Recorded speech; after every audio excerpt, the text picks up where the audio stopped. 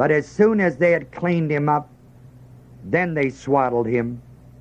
And the swaddling clothes, I've taught so many, many times, should be clear to all of our people. Strips of cloth, very beautiful cloth. Not just old silly rags, but cloth that Mary had bought, prepared, brought with her, she and Joseph. I would not doubt it a bit if it was linen. Most likely was.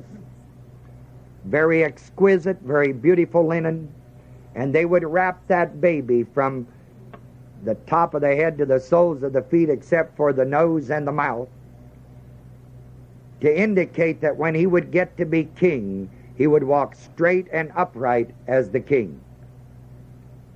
Salted meant that his words would be salted. He would say what he meant what he said.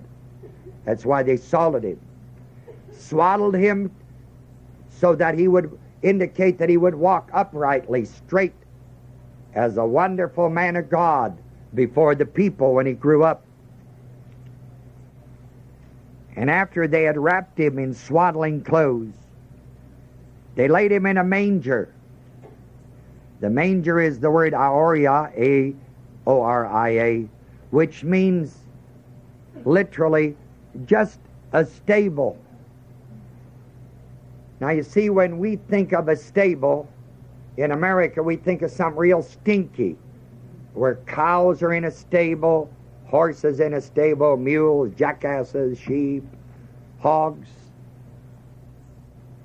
That's not literally true of the Bible lands, nor of Europe. I said to our people this morning, I took Howard Allen with me a couple of years ago into a hog stable in Europe. And Howard, it just blew Howard away, because he had never been in a hog stable that didn't stink hoggy. That's right. The reason every hog stable you and I've been in is because nobody ever cleans the lousy thing up until they have to. You know, when it gets 6 inches deep or something. And they take the dirty corn, clean corn, throw it in the dirt. The poor hogs have to eat it. But that hog stable we went into in this farmhouse in Germany just didn't smell like hogs. It smelled like hogs are supposed to smell. You know, hogs smell like they're supposed to smell if they're clean. Dog's got a dog smell. Human has a human smell. Horse has a horse smell. See? So we went into that barn up there, and those hogs were just beautiful. Then we entered into the cow stable, and the cow stable was absolutely gorgeous. As a matter of fact, it was very, very warm in the stable because the big animals were giving off a lot of heat. Like the human body gives off heat, the cow bodies give off heat. And then we entered directly from that cow stable. We walked right in the house. You know, just like opening the door here at the BRC. You walk right in the house, walk right in our kitchen. And there was no odor in that house, in the barn, that would be offensive to anybody. When Jesus Christ was born in this stable, it was clean.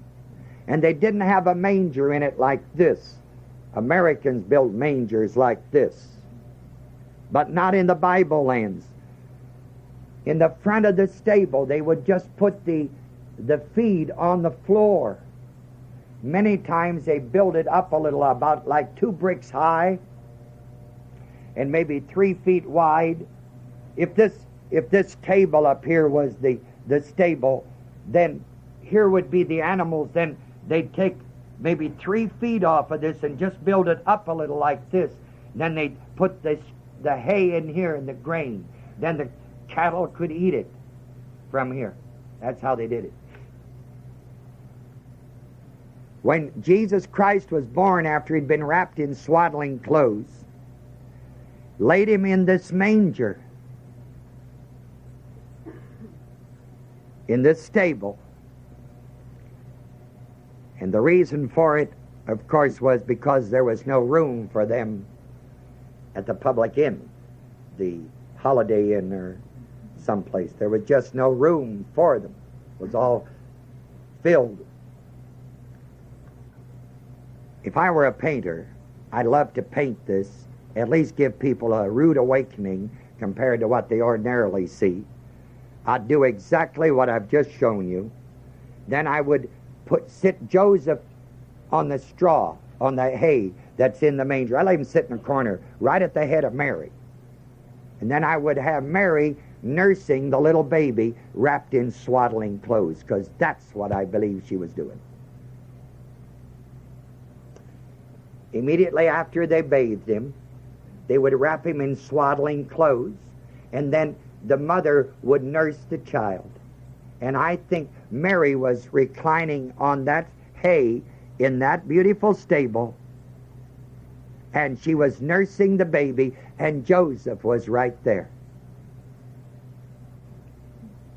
Well, we got to get this completed, so now we go back a little bit. You know, the Bible takes a story so far, and then it takes you back and starts you all over again. And they were in the same country. All the clergy, all the seminary professors, all the religious leaders, all the government men. No. The word country is in province, same province, Judea, shepherds. The night or the day Jesus Christ was born, the men whom you ordinarily would have said, well, they should have been on top of it, did not know what was happening. Herod didn't know. All the religious brass didn't know. All the great socialites, the upper 500 crust, didn't know. Too thin a crust. You see, they just did not know. Because really, they did not care. When people do not know, it's simply because they really do not care to know. Because if you care to know, God will always see that you know. But that beautiful day, there were abiding shepherds in the field. And the reason they were out in the field is because it was toward evening, just about time to put the sheep into the sheepfold. You don't leave sheep out in a pasture like we do here in America all night. The sheep are fed, and then they're brought in the evening and put into what's called a sheepfold. There's a gospel record about the sheepfold, tells you all about it. And then the shepherd is the door of the sheepfold. He literally sleeps across the entrance of the sheepfold.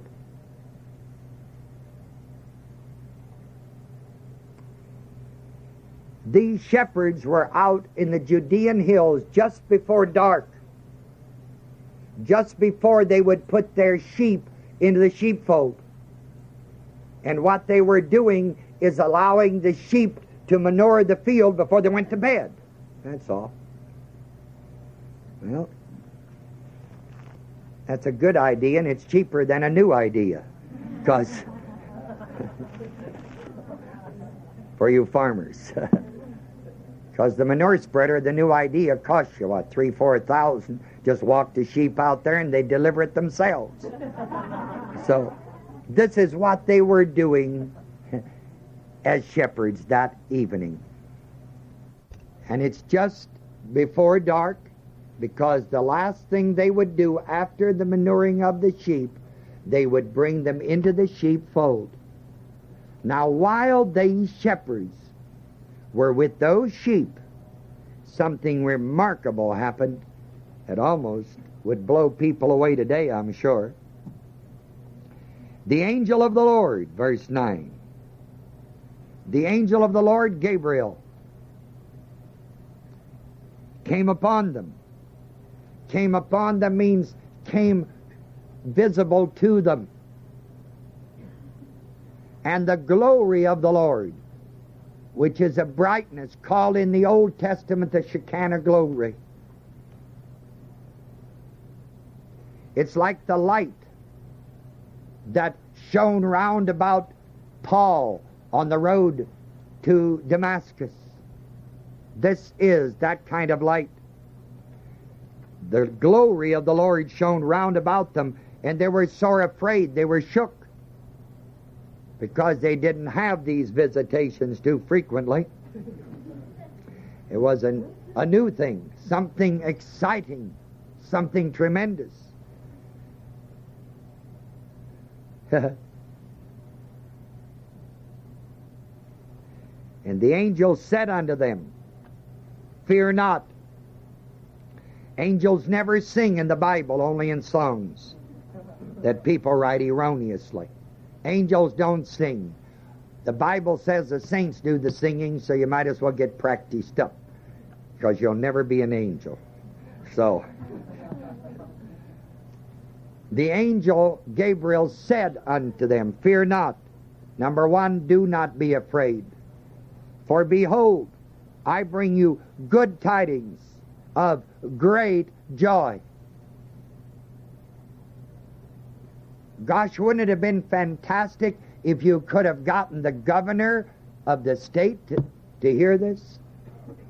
Wouldn't it have been fantastic if you could have gotten all the religious leaders, the influential people to hear this? Yeah, it'd been great. But they never will. Didn't then, they won't now. You're never able to put new wine into old skins, old bottles. Not because God doesn't want to, but because people refuse to hear. The shepherds that day in this part of the world were the only ones who were willing to hear. And whenever men and women are hungering and thirsting after God, what does the Word say? They shall be filled.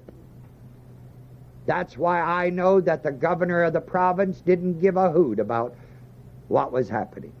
The religious leaders, the top brass, all the PhDs, all the university professors, all the theologians, didn't give one hill of beans about it. For sure had they, God would have told them. That's right. God would have told them.